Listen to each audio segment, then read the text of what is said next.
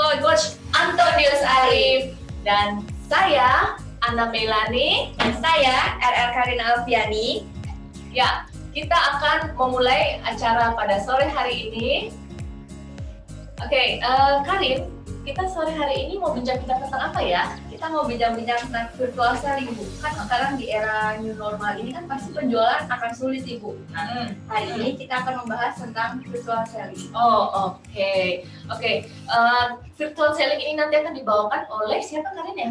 Oleh Coach Antonius Arif. Oke. Nah, sebelum kita masuk ke materi, ke pembicara kita, mungkin kita memperkenalkan diri sedikit ya. Kita ini siapa gitu ya, Karin ya? Ya. Oke, silakan Karin. Yang pertama adalah Corpora Consulting, adalah lembaga pengembangan SDM, selling dan leadership. Dan pembicara kita kali ini adalah Coach Antonius Arif. Ibu tahu kan? Oh iya.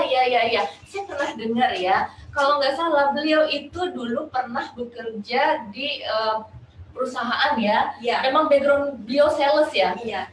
Oke, beliau itu S1, S2-nya marketing, kemudian beliau bekerja mulai dari level staff sales sampai posisi director sales ya. Wah, benar-benar orang sales ya ini. Aduh.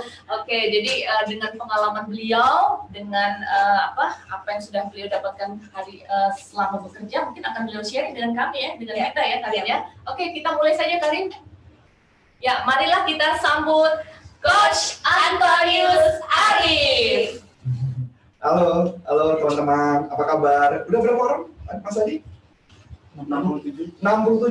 Selamat datang 67 orang yang telah hadir, karena memang acara ini kalau nggak salah totalnya ada 311 yang akan join di acara ini, tapi memang biasanya ada hanya baru beberapa orang.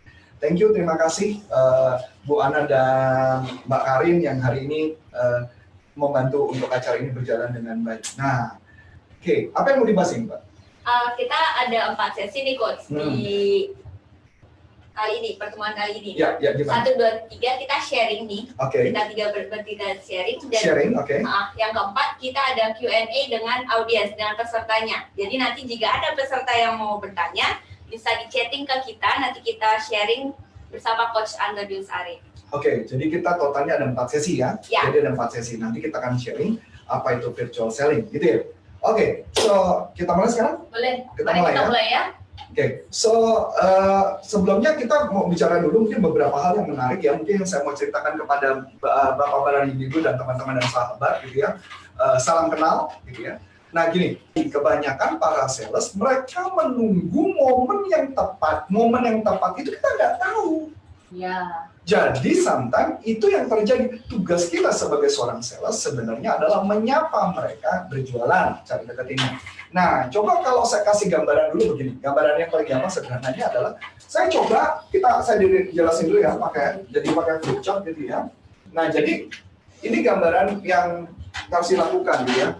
Ketika kita jualan, sebenarnya konsep yang dilakukan adalah jualan itu ada dua sih pendekatannya gitu, ada 2 pendekatan selling gitu ya. Pendekatan yang pertama adalah pendekatan yang jualan berdasarkan, kalau saya mengatakan istilahnya adalah hunter gitu ya, hunter. Itu yang pertama. Yang kedua adalah farmer. Oke. Nah, seru kan? Ya. Oke. Gimana sekarang, Karin? Kita lanjut lagi ya, lebih Ya. seru ya. Tadi kita udah bahas apa sih, Karin? Tadi kita udah bahas hunter dan farmer tadi, Bu. Hunter dan farmer ya. Berarti kita bahas tentang definisinya tentang selling dulu tadi ya. Ya. Oke, nah sekarang mungkin kita masuk ke materi berikutnya. Silakan Coach Antonius Arif. Ya, jadi tadi kan kita sudah berbicara ya mengenai pendekatannya apa. Nah, kita boleh masuk nih. Sebenarnya apa sih yang membedakan antara virtual selling sama yang berkaitan dengan selling biasa? Sebenarnya sama, cuman yang membedakan adalah medianya. Jadi kalau saya mengatakan, jadi kalau kita ngomong virtual selling ini ada caranya, karena gini, jualan bertemu sama jualan melalui media virtual itu beda banget, dan itu nggak mudah. Karena kenapa? Banyak cara, caranya berbeda. Salah melakukan, hasilnya salah. Jadi apa saja yang kategori kita anggap sebagai virtual selling? Apa saja? Pertama kita bisa bilang video call. Ini masuk ke bagian virtual selling karena telepon kan ya, virtual selling. Yang kedua ya, ini masuk apa? Bisa masuk ke video message. Dan ini yang bisa dikatakan per hari ini tidak banyak yang melakukan ini. Biasanya yang bisa melakukan video call, itu video call biasanya adalah farmer, bukan hunter. Oh. Kenapa? Karena farmer ngerasa sudah nggak ada resiko karena sudah kenal, makanya dia pakai video call, dia akan lebih mudah. Tapi bagi orang yang hunter itu agak relatif lebih sulit. Tingkat kesulitannya pasti lebih tinggi. Setuju nggak teman-teman? Pasti karena belum kenal, maka otomatis akan mengalami kesulitan. Justru itu yang akan nanti kita sharingkan. Kemudian ada video message. Nah ini menarik. Orang di mana-mana zaman dulu ada voicemail. Bukan voicemail. Ya, voicemail ya, voicemail kalau di radio dan sebagainya apa? Kalau dulu zaman dulu telepon, titip pesan kan voicemail. Sekarang enggak, sekarang ada metode namanya voice message, video message, sorry, video message. Ini ada caranya. Dan tahu nggak, di media sosial itu ada loh yang menyediakan function itu. Dan menariknya kita bisa pantau. Ini ada video message. Ada apa lagi? Ada chat. Nah ini favoritnya banyak orang nih, anak-anak milenial nih. Chat gitu ya, chat atau juga bisa kita sebut bilang email. Nah ini adalah bagian dari virtual selling. Ada bagaimana caranya chatting atau email yang bisa membuat closing. Ini juga menarik. Yang berikutnya lagi adalah yang paling tidak jangan dilupakan adalah telepon. Telepon ini juga virtual kan nggak ketemu. Karena kata kuncinya adalah tidak bertemu dengan customer. Jadi bagaimana caranya dengan tidak face to face, tapi bisa closing. Nah ini yang dilakukan. Metodenya berbeda, caranya berbeda. Menariknya kalau kita bicara meeting, cara posisi duduk, cara menyapa akan berbeda. Kalau di kamera beda lagi. Nah inilah adalah channel-channel yang akan dilakukan. Nah, ini bagian dari virtual selling. Sampai sini mungkin ada pertanyaan dulu? Wah, menarik juga ya. Ternyata ya, pakai virtual selling ini kita bisa memanfaatkan media yang kita punya ya. Iya. Oke, kalau nggak ada, saya lanjutkan dulu. Silakan, Oke. Mas Arif. Nah, jadi gini, yang mau saya bicarakan. Jadi, setelah ini kan yang paling penting pertanyaannya adalah bagaimana cara memprospek. Kan itu jadi pesan. Tantangan orang adalah bagaimana cara prospek, khususnya di masa ini. Ini yang akan saya sharingkan, bagaimana cara melakukan prospek. Nah, dulu ya, prospek. Nah, kalau ketika kita bicara prospek, apa sih yang muncul di kepalanya Bu Ana? Prospek. Apa yang muncul di kepala Bu Ana? berarti kita mencari data baru. Mencari data baru. Mencari data baru ya? Iya. Prospek. Berarti kata kunci prospek adalah mencari customer atau calon pelanggan supaya beli sama kita, betul nggak? Iya. Jadi mencari calon customer kan? Betul dong? Iya. Karena belum jadi customer kan, baru Iya. calon. Nah, pertanyaan menarik, banyak para sales yang melakukan tindakan salah. Maksudnya apa salah? Yaitu adalah mereka punya database, mereka tembak, mereka kejar semua, dan kadang-kadang nggak ada hasil. Pernah ngalamin? Kenapa bisa terjadi? Kenapa? Karena dia telepon, pokoknya telepon aja sebanyak-banyaknya, tapi nggak closing. Kenapa? Karena dia tidak memperkenalkan dirinya dulu. Bukan, karena target marketnya salah. Oh, target marketnya berarti ya. Berarti itu sangat penting juga ya, Pak Arif ya. Betul, marketnya. target marketnya siapa, target prospeknya siapa. Nah, kalau dibuat saya, yang saya akan sharingkan adalah target prospek. Ini simpel ya, karena ini waktu kita terbatas, saya akan sharingkan singkat saja. Target prospek siapa yang Anda harus garap? Target prospek adalah paling gampang adalah coba Anda bayangkan siapa market ideal Anda. Saya ulangi lagi. Catat ya, dicatat siapa market ideal Anda. Misalkan contoh, Anda punya market idealnya apa? Orangnya kerja di mana, perusahaan seperti apa, tentukan dulu target prospek. Saya ambil contoh, saya ingat banget, ada satu perusahaan dulu pernah kontak saya, dia merasa bahwa mereka pakai software. Ketika pakai software, mereka merasa udah baik-baik aja, software itu udah baik-baik aja. Karena software itu sudah mengklasifikasikan customer. Cuman yang jadi masalah adalah tingkat calling mereka, tingkat keberhasilan mereka rendah. Kenapa tingkat keberhasilan mereka rendah? Karena mereka tidak melakukan yang namanya, nah ini menarik, mereka tidak melakukan yang berikutnya namanya qualifying. Qualifying artinya kita harus bisa memilah-milah mana prospek yang perlu dikejar, mana yang enggak.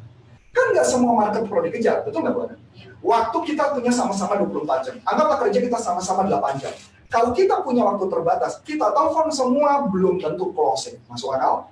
Ya, jadi kata kuncinya adalah qualifying-nya apa? Apa kualifikasinya? Nah, kita punya rumus yang saya akan sharing ya, karena waktu yang terbatas biar teman-teman dapat banyak pulang bisa langsung praktek gitu ya. Qualifying, saya akan membagikan adalah yang paling gampang pakai metode. Ini pakai metode yang paling gampang ya. Metodenya adalah BANT, Bu Ana. Wah, apa itu Pak? Nah, BANT apa? Nah, kita mulai ya. B, pertama adalah tentukan apakah perusahaan tersebut punya budget atau enggak. Punya budget atau enggak. Kadang-kadang adalah mereka tidak tahu bahwa perusahaan itu punya budget apa enggak. Kedua adalah, apakah yang dikontak adalah orang yang tepat, dia punya authority, figur yang tepat. Kebanyakan sales suka melakukan kesalahan. Kesalahannya apa? Mereka suka langsung tembak ke atasannya. Dan itu yang membuat tidak closing. Karena sebenarnya ada 3 jenis buyer role. Nanti kita akan bahas. Sebentar lagi akan kita bahas. Ya, jadi tidak bisa semua orang tembak langsung dapetin prospek. Ya anggaplah Bu Ana jualan, langsung ketemu sama bosnya, telepon bosnya, apakah bosnya mau beli Bu Ana? Belum. Bosnya bilang, saya nggak ngerti. Langsung ngomong sama anak bos saya, betul nggak? Sebenarnya bukan begitu, karena memang ada buyer role. Nanti kan kita bahas. Buyer role-nya apa saja kita akan bahas. Yang ketiga adalah needs. Nah ini kata kunci penting Bu. Needs. Kalau tidak ada kebutuhan, ya, kita nggak bekerja. Pertanyaan mereka, emang kita bisa tahu mereka butuh apa nggak? Kalau sebelum telepon, menurut Bu Ana tahu nggak? Belum tahu. Sebenarnya bisa. Kalau Anda menggunakan media sosial dengan baik. Apa media sosialnya? Google, LinkedIn, Facebook, Instagram, kita bisa melihat itu. Kalau selama kita mencari itu, maka kita bisa tahu mereka butuh atau tidak. Logiknya di mana? Gampang. Misalkan kalau itu perusahaan asuransi, kita deketin corporate, maka kita harus tahu mereka ada rencana apa. Mereka ada rencana pengembangan apa. Mereka mau menaikkan impor, ekspor, atau whatever apapun. Itu contohnya. Kalau itu adalah perusahaan training, kayak perusahaan kita training, maka apa yang terjadi? Mereka misalkan punya target mau besarin omset, yang sebelumnya salesnya berapa menjadi berapa, salesnya jumlah berapa mau naik berapa, berarti ada skill yang perlu diperbaiki. Jadi artinya kita bisa melihat ada needs-nya. Nah ini yang disebut kalau di dalam dunia penjualan, ada yang disebut namanya kita harus memahami, istilahnya adalah business acumen-nya. Atau sales itu mempunyai business sense. Karena ketika dia tahu business sense, maka akan lebih mudah mereka menebak kebutuhannya. Kebanyakan sales enggak. Dia punya data, jam 8, langsung chat, telepon. Oke? Closing? Tidak. Dan saya sudah buktikan dengan banyak orang yang saya cuma memberikan guidance, harus menentukan target prospeknya siapa dan penjualannya naik. Cuman hanya mengubah cara pendekatan. Karena saya sudah tahu dia punya kelebihan, mampu nelfon banyak. Tapi dia tidak berhasil closing. Saya cuma menanyakan simpel sederhana di Bu Ana. Selama ini yang closing paling banyak adalah industri apa? Mereka nyebut. Kayak contoh, ada satu kasus yang kemarin beberapa waktu dalam konteks saya, dan saya sempat coaching, dia bilang, saya paling banyak jualan ke perusahaan travel sih. Pertanyaannya kenapa Anda gak travel? Terus dia bilang, iya, kok nggak kesal dari, kok nggak ada sih? Nah, kebanyakan orang mainnya itu, pokoknya punya database siapapun diteleponin gitu loh. Padahal belum tentu beli karena mereka tidak punya target prospek. Masuk akal? Ya enggak? Nah, jadi pertanyaan yang paling menarik, kebutuhan itu juga kita tahu di mana. Paling sederhananya adalah, kalau kita pakai konsep kayak gini, Ibu Ana lagi mancing, ya, Karin lagi mancing. Kalau kita mau mancing ikan bandeng ya, ikan bandeng, orangnya pergi ke laut, itu benar atau salah? Atau jangan-jangan nggak pernah tahu ikan bandeng itu dari mana? Kan tahu kan itu ya.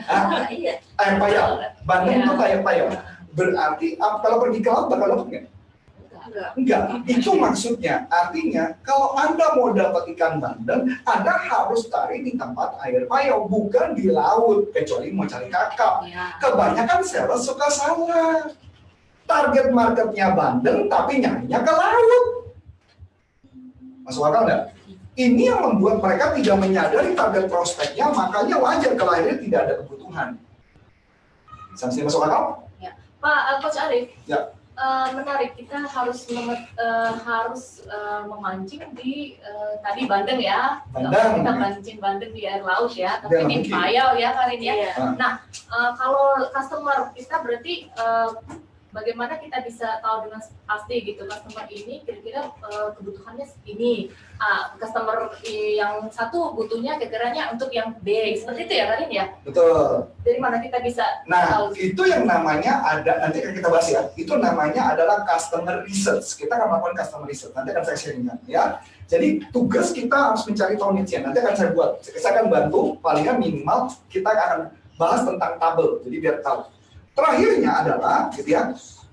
Setelah budget, authority, needs mereka sudah tahu butuh, dan kemudian adalah timeable time. Maksudnya adalah time itu apa? Waktunya itu masih panjang atau enggak? Contoh, ini sampai contoh, biasanya problem biasanya di B2B biasanya sering waktu. Orang perusahaan itu tidak ada rencana untuk pengembangan, tapi kita nawarin barang ke perusahaan yang memang belum ada pengembangan. Pertanyaan menarik, gitu ya. Misalnya contoh, target perusahaan adalah misalnya anggaplah 10 miliar. Kita deketin perusahaan yang omset, yang pekerjaannya 10 miliar. Kita nawarin training, tapi omsetnya tidak ada naik. Pertanyaan menarik adalah, budgetnya ada nggak? Pasti nggak ada. Otoritinya kita kenal. Butuh nggak? Belum tentu. Waktu, apalagi waktunya, dia belum bisa diputuskan karena ini pas perjalanannya masih panjang. Kesalahan para sales adalah dia suka ngedeketin customer yang belum tentu closing atau bahkan belum tentu beli. Ini kesalahan fatal para sales. Ngebuang waktu, ngebuang habis waktu dan hasilnya nggak ada. Itu yang terjadi. Ya, ini gambarannya. Jadi ini sampai qualifying ya. Setelah sudah melakukan ini, nah ini kalau Bu Ana tadi nanya, saya akan buka. Authority ada 3 Bu Ana. Ada yang disebut namanya buyer role. Jadi ada 3, ya buyer role. Yang pertama saya sebut namanya window person. Window person adalah orang yang bisa dikontak, orang yang bisa ditelepon, yang ramah sama kita. Kira-kira siapa? Kalau di perusahaan? Resepsionis. Resepsionis one of them. Sales. Iya. Sales suka musuhin si window person. Dia malah nggak suka sama si window person. Itu yang membuat dia gagal. Satu. Yang kedua, suka apa? Siapa lagi kira-kira? Satpam. Betul nggak? Ya. Yang ketiga siapa? Mungkin temannya dia yang di kantor itu. Nah lucunya kebanyakan para sales suka berotak-atik di bagian sini. Dan kadang-kadang mereka bermain kelamaan dengan orang window person. Apakah bisa closing? Tidak bisa. Ya, dia cuma hanya gateway pertama saja. Yang kedua adalah user. User, nah ini kalimatnya, tolong dicatat. User adalah orang yang memang mengalami kesakitan, tanda kutip kesakitan, kalau problem itu tidak diselesaikan solusi. Saya ulang lagi, user adalah orang yang mengalami kesakitan jika problemnya tidak diselesaikan. Contoh, kalau perusahaan asuransi, ya perusahaan asuransi, siapa user yang akan mengalami kesakitan ketika something happen? Agent. Bukan, kita ngomong customer. Oh. Berarti adalah bagian finance, betul nggak? Bagian finance berarti dia akan mengalami kesakitan, betul? Iya nggak? Jadi dia akan mengalami resiko yang paling banyak. Itu adalah usernya. Kadang-kadang suka salah tembak sasaran, dekatnya purchasing. Purchasing tidak menentukan dalam hal ini, Bu Ana. Yang kenapa? Memang role-nya purchasing adalah nego, tapi pintu masuknya bukan dari purchasing, pintu masuknya dari user. Kalau kita jualan apa misalnya? Jualan barang-barang FMCG, ya FMCG. Berarti kita siapa kalau barang FMCG? Yang dideketin adalah chefnya. Kalau makanannya basi, misalnya makanannya yang enak, itu adalah usernya, bukan purchasingnya. Kadang-kadang salah, perusahaan suka deketin itu. Nah, yang ketiga barulah payor.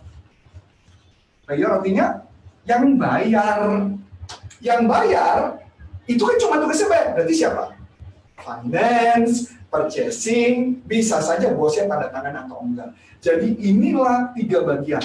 Kebanyakan sales suka melakukan kesalahan, deketinnya adalah window person. Samsini, ada pertanyaan dulu mana? Atau Karin? Kalau itu coach, kita kan tadi menentukan target prospek ya. Yap.